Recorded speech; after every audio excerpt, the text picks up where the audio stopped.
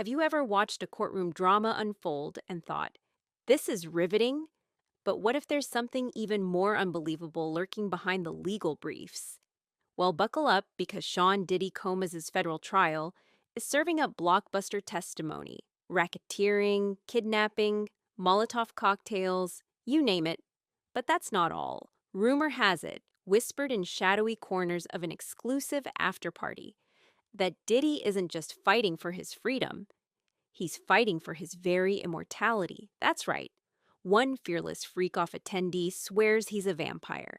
Today, we're diving headfirst into the hard-hitting allegations in the daylight hours and sinking our teeth into a rumor so wild it only makes sense under a blood-red moon. Ready? Let's go.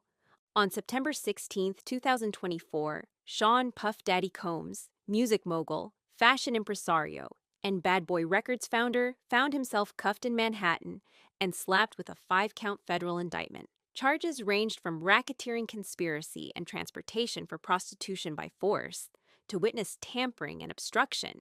Bail was denied, marking the start of what's now a headline-grabbing spectacle in New York's Southern District. Jury selection wrapped up in under a week, and opening statements kicked off on May 5th, 2025. Prosecutors painted Combs as a ruthless crime boss presiding over an illicit empire. Defense attorneys counter with claims of overblown accusations and money-hungry ex-employees.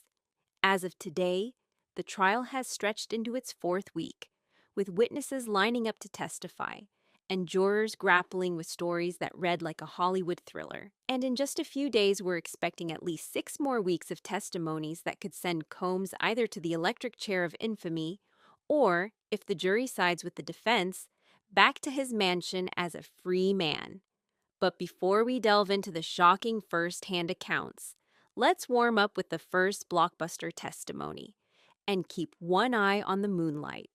On May 12th, Combs' former flame and celebrated R&B singer Cassie Ventura took the stand. She described a chilling March 2016 incident in a Las Vegas hotel hallway, where surveillance video shows Combs storming toward her, fists raised. According to Ventura, he punched and kicked her repeatedly, leaving her bruised and traumatized. She'd initially settled quietly for $20 million, enough to keep that footage buried. But in a move that surprised even veteran prosecutors, Ventura waived her non-disclosure agreement and decided to testify under oath. As she spoke, tears glistened in the courtroom lights, each word a stark reminder that behind the flashbulbs and fame, there can be raw, painful reality. The hush that fell over the gallery when she described the pain of betrayal was so thick, you could almost taste it. But if that testimony sounded brutal, wait until you hear who's next.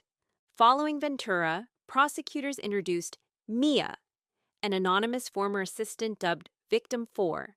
She painted a portrait of backstage abuse, forced long hours, threats, and coercion that extended beyond the boardroom. She alleges Combs used his power to push staff into both labor and intimacy. Under fear of career ruin, jurors leaned forward, absorbing every detail. Locked office doors, ransom-like text messages, and the suffocating fear of a man with everything to protect. Then came Capricorn Clark, whose testimony felt ripped from a crime novel. In 2011, Clark says she was lured into Combs' mansion under the guise of a private meeting, only to find herself surrounded by armed guards, interrogated for days about a brief fling between Kid Cudi and Cassie. She described lie detector tests, midnight moves across property lines, and a chilling claim that Combs threatened her life if she spoke out.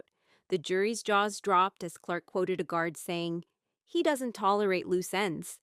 Her voice shook, but her resolve was steel. "I had to speak," she said. And speak she did.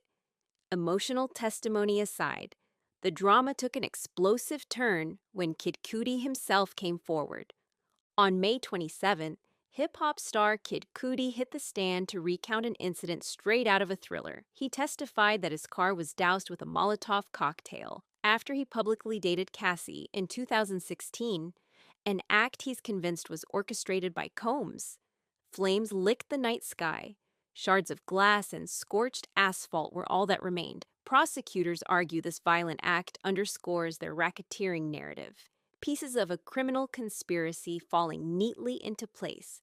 The defense sprang back, filing a motion for mistrial on May 28th, claiming prosecutors unfairly tampered with evidence and witness memory. But Judge Aaron Subramanian wasn't persuaded. He denied the motion, allowing prosecutors to continue weaving their incendiary storyline. Watching the judge's gavel fall, the courtroom seemed to shudder. That ruling didn't just keep the trial alive, it cranked it up to full flame. With real fires blazing, let's cool off with some late-night chatter from a certain freaked-out party guest. Picture this: a dimly lit loft in Brooklyn after the official freak-off media event. Cupcakes shaped like coffins sit beside platters of red velvet mini cheesecakes studded with raspberry blood. It's here that an unnamed attendee, champion of conspiracy, leans in close and confides. Diddy's never seen in the morning light. He points to Combs's tour of East Coast nightclubs in all-black sunglasses, even when the sun's barely set.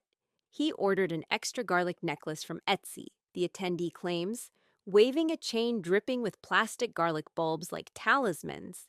Swears it wards off paparazzi, vampires.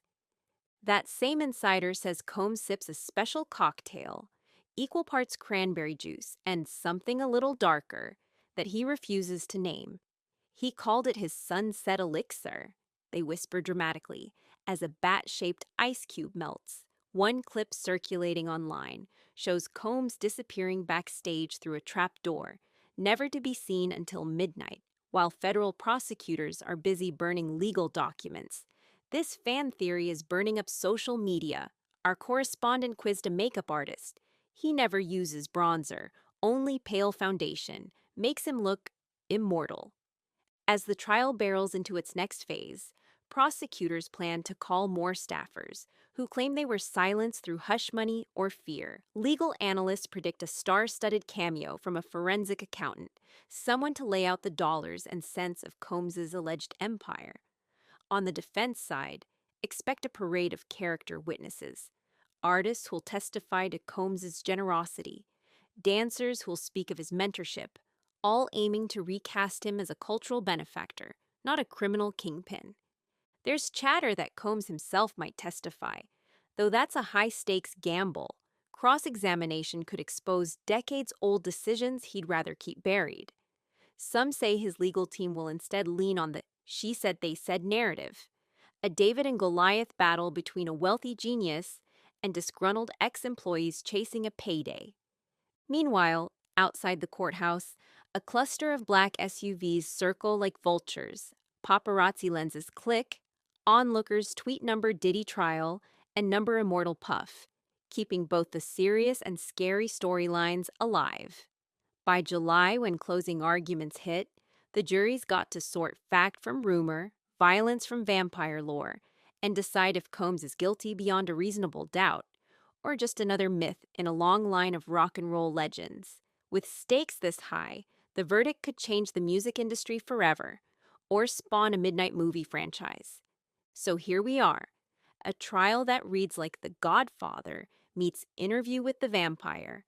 In one corner, harrowing testimonies of alleged violence, extortion, and revenge, real people seeking justice under oath. In the other, a midnight rumor mill conjuring garlic talismans and bat-shaped ice cubes, reminding us how quickly truth and fantasy entwine in pop culture. Whether Sean Diddy Combs walks free or heads to prison, his legend is sealed, both in the history books and in whispered backstage lore. The question remains, is he a man with too much power, or a creature of the night who simply built an empire on fear and fascination? As you hit subscribe and ring that bell, remember this. In the age of social media, every courtroom drama spawns a dozen conspiracies. Some may be laughable, others could mask darker realities. But one thing's for sure, when the gavel finally falls, we'll all be watching. And maybe, just maybe, someone will finally stake these vampire rumors once and for all. Until then, keep your garlic close, your earbuds closer, and your eyes peeled, for in this trial, you never know whether the next bombshell is backed by evidence or ancient folklore.